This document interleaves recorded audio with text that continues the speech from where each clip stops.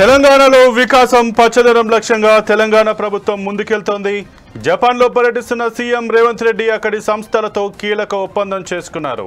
పునర్వినియోగం, మున్సిపల్ వ్యర్థాల నిర్వహణ, పర్యావరణ పునరుద్ధరణ వంటి కీలక రంగాల్లో ప్రముఖ సంస్థలతో లేఖ ఆఫ్ ఇంటెంట్ పై ప్రభుత్వం సంతకాలు చేసుకుంది. ఇందులో భాగంగా హైదరాబాద్లో ఎకోటౌన్ ఏర్పాటు చేయనున్నట్లు సీఎం రేవంత్ రెడ్డి ప్రకటించారు. కిటాక్యూషు నగరాన్ని సందర్శించిన సీఎం రేవంత్ రెడ్డి, మంత్రులు శ్రీధర్ బాబు తదితరులు అక్కడి మున్సిపల్ పరిపాలన, పునరుజ్జీవన విధానాలను అధ్యయనం చేశారు. ముఖ్యంగా ప్రపంచంలో అత్యంత కాలుష్యంగా ఉన్న నగరంగా పేరుగాంచిన కిటాక్యూషు ఎలా పర్యావరణ మిత్రంగా మారిందనే విషయాన్ని మేయర్ తకయూషి ప్రస్తావించారు.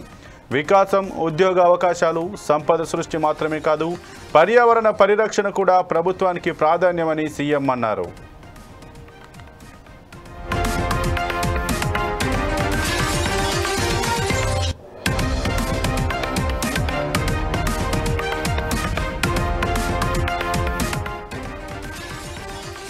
జపాన్ ప్రముఖ సంస్థలైన X research institute, P9 LLC, Nippon steel engineering, new chemical trading, Amita హోల్డింగ్స్తో కలిసి పునర్వినియోగ విధానాలను తెలంగాణలో అమలు చేయడానికి ముందడుగు వేస్తున్నామని తెలిపారు.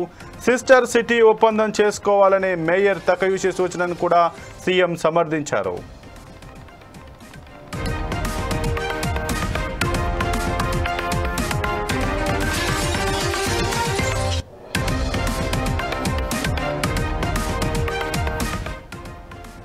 ఇక తెలంగాణలో పెట్టుబడి పెట్టే వారికి తెలంగాణ ఫ్రెండ్లీ గవర్నమెంట్ అని శ్రీధర్ బాబు అన్నారు.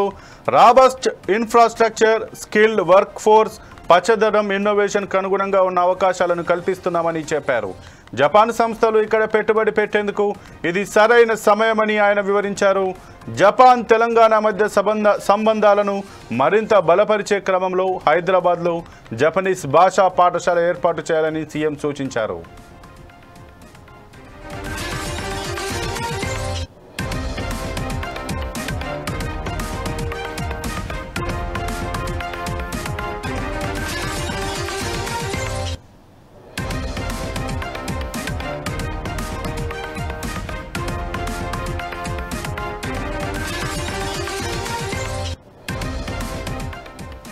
మరోవైపు మేయర్ తకయూషి తమకు యువత అవసరం ఉందని తెలిపారు. స్కిల్డ్ వర్కర్లు కావాలని అన్నారు.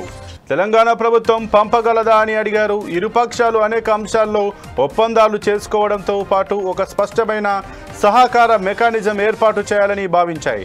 కిటాక్యూషు నగరంలో మురసాకి నదిని ఎలా పునరుద్ధరించారో చూపుతూ river museum, river front walk, recycling ప్లాంట్లను తెలంగాణ ప్రతినిధులకు చూపించారు.